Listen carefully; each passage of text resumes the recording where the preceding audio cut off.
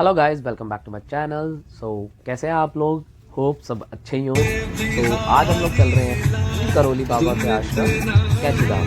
कैचीधाम जो है वो नैनीताल में पंत नगर में स्थित है। ये जो प्रॉपर नैनीताल है वहाँ से 30 किलोमीटर की दूरी पर है। ये जो आश्रम है ये 1964 में स्थापित करा गया था बाबा नीम करौली के द्वारा। बाबा नीम करौली के बारे में अगर आपको मैं बताऊं तो बाबा नीम करौली का जन्म जो है सन 1900 में हुआ था, उत्तर प्रदेश के एक छोटे से गांव में। वो बहुत सीधी सादी एक फैमिली थी, ब्राह्मण फैमिली, जिसमें उनका जन्म हुआ था। जब वो बड़े हुए तो उनके फादर ने उनकी शादी 11 साल की उम्र में ही करा दी। वो अपना जीवन व्यतीत कर रहे थे अपनी वाइफ के साथ। तो कुछ टाइम उन्होंने उनके साथ स्पेंड किया जिसमें उनके 2 बच्चे हुए, बट उनका मन जो है वो लग नहीं रहा था। उन्होंने डिसाइड कर लिया कि मैं घर छोड़ूंगा और साधु बनने का सपना लेके वो निकल लिए।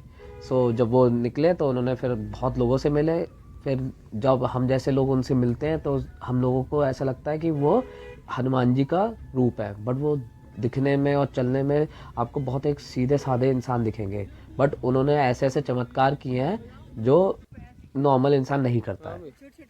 जैसे कि एक आपको उनका वाक्य बताऊं तो एक बार वो ट्रेन में चल रहे थे, फर्स्ट क्लास में बैठ गए बिना टिकट के। तो टीटी ने आके टिकट मांगी तो उन पर टिकट नहीं थी। तो टीटी ने बीच जंगल में गाड़ी रुकवा दी और बाबा को उतार दिया। उसके बाद उसने इंजन वाले को हरी झंडी दिखाई कि चलो। तो उसने बहुत ट्राई किया, बट सब कुछ ट्राई करने के बाद भी गाड़ी आगे नहीं बढ़ी।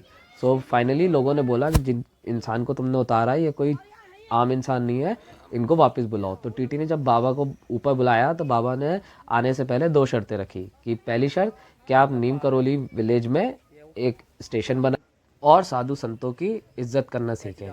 जब टीटी ने बाबा की बात मान ली और उनको ऊपर बुलाया, बाबा ऊपर आए और जैसे ही बाबा गाड़ी में बैठे गाड़ी चल पड़ी।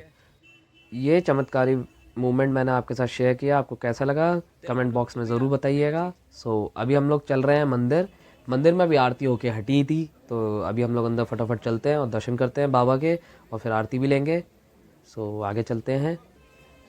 अंदर जब एंट्री करेंगे तो सबसे पहले माता का मंदिर है। माता के मंदिर के बाद आपका शिवलिंग, हनुमान बाबा का मंदिर, राम दरबार सब देखने को मिलेगा। बहुत ही सुंदर व्यू है यहाँ पर। बाकी यहाँ पर बाबा की भी मूर्ति है, उनके भी दर्शन कर लीजिए आप। दर्शन करने के बाद जब मैं बाहर निकल रहा था तो वहाँ से मंदिर परिसर बंद हो गया था, तो उसकी वजह से मैं आरती मिस कर गया। सो अगर आप यहाँ पर दर्शन करने आए तो टाइम रहते आइएगा। आरती सुबह 7 से 7:20 के बीच में और शाम को 5:30 से 6 के बीच में होती है। उस टाइम पे अगर आपको आरती अटेंड करनी है तो आप टाइम से आइए, क्योंकि यहाँ हर चीज़ टाइम पे ही होती है। मैं होपफुली नेक्स्ट टाइम ज़रूर दर्शन करूँ उनके और आरती भी लूँ। एक बात और है कि मैं आपको बताना चाहूँगा, मंदिर परिसर के आसपास के एरिया में बहुत सारे आपको होम स्टे मिल जाएंगे। ये बहुत रीज़नेबल प्राइस पे अवेलेबल हैं। 500-1000 रुपये में आपको कमरा मिल जाता है। और फैसिलिटीज़ के तौर पे आपको यहाँ पर हीटर भी मिल जाएगा, आपका गर्म पानी मिल जाएगा। खाने की व्यवस्था यहाँ पर बहुत ज़्यादा अवेलेबल नहीं है, तो जो आपके होटल के आसपास किचन हो अवेलेबल, या तो आप वहाँ से खा सकते हैं, या फिर यहाँ पर एक बड़ा होटल है जहाँ जिसका नाम है अन्नपूर्णा। यहाँ का खाना बहुत अच्छा है और वो भी ठीक ठाक रेट पे ही मिलता है। बाकी जो मार्केट है आसपास के एरिया में, मार्केट भी छोटी मोटी डेवलप है। ऐसी मार्केट है जिसमें आपको छोटा मोटा सामान मिल जाएगा पूजा पाठ से रिलेटेड।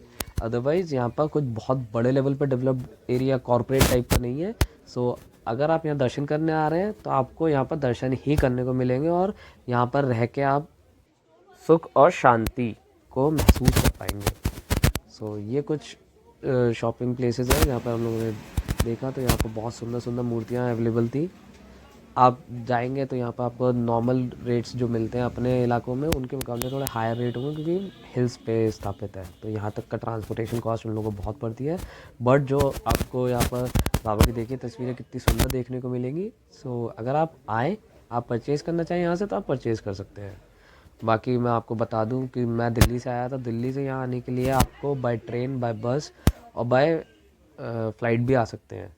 मैं तो बाय कार आया था, बट अगर आप बाय बस आना चाहें या बाय ट्रेन तो काठगोदाम तक डायरेक्ट आएगा। फिर काठगोदाम से यहाँ के लिए आपको लोकल बसेस और लोकल टैक्सीज़ अवेलेबल हो जाएंगी।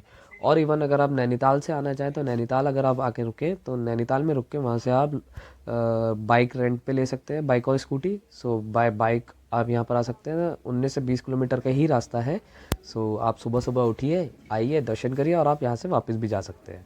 नैनीताल में ही वापस जाके आप स्टे कर सकते हैं। सो ये था पूरा एरिया कैची धाम का।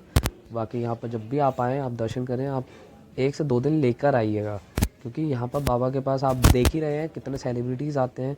हाल फिलहाल में अभी विराट कोहली भी आए थे, जो अपनी ख़राब फॉर्म से गुजर रहे हैं। सो अब देखिए, दर्शन करने के बाद अभी पिछले 2-3 मैचों में उन्होंने सेंचुरी लगाई है। सो बाबा का चमत्कार ही तो है। आपने स्टीव जॉब्स और मार्क जुकरबर्ग की भी स्टोरी सुनी होगी। मार्क जुकरबर्ग जो है वो स्टीव जॉब्स के कहने पे ही नीम करोली बाबा के दर्शन करने आया था, और वो 1 दिन के लिए आया था। जब वो यहाँ पर आया, आने के बाद उन्होंने आसपास का इलाका देखा और बाबा के आश्रम में थोड़ा टाइम स्पेंड किया, तो उसने अपना डे जो था वो एक्सटेंड करके 2 से 3 दिन बढ़ा दिया। सो यहाँ से वापस जाने के बाद उन्होंने ऐसे ऐसे स्टेप्स उठाए कि आज देखिए उसकी ऊंचाई कहाँ से कहाँ पहुँच गई। सो ये था वो रूम जो मैंने लिया था, 1000 पर रूम था, नॉट बैड फॉर अस, और सारी फैसिलिटीज़ आपको अवेलेबल थी। तो अगर आप आएँ तो मैं आपको इसमें कमेंट सेक्शन में इसका नंबर शेयर कर दूँगा, तो आप इनसे कांटेक्ट कर सकते हैं। और बाकी मेरी वीडियो आपको कैसी लगी वो आप कमेंट सेक्शन में ज़रूर बताइएगा, and please do like and subscribe my channel for upcoming new videos. Thank you.